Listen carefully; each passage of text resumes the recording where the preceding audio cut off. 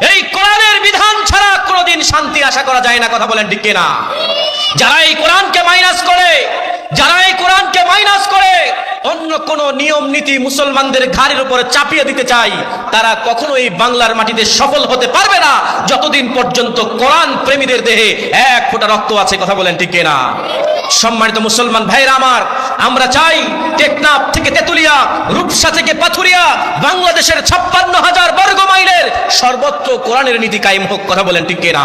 আমাদের বাংলাদেশের সংবিধানে আল কোরআনের সংবিধান কায়েম হোক। এটা কে কে চায় একটু আল্লাহকে হাত তুলে দেখায়। কোরআনে ফিরে আসতে হবে।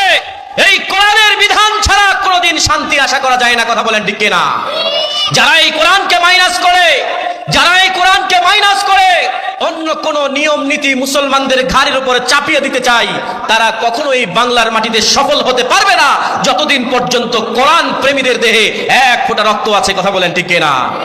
সম্মানিত মুসলমান ভাইরা আমার, আমরা চাই টেকনাফ থেকে তেতুলিয়া, রূপসা থেকে পাথুরিয়া, বাংলাদেশের 56,000 বর্গ মাইলের সর্বত্র কোরআনের নীতি কায়েম হোক। কথা বলেন ঠিক কিনা?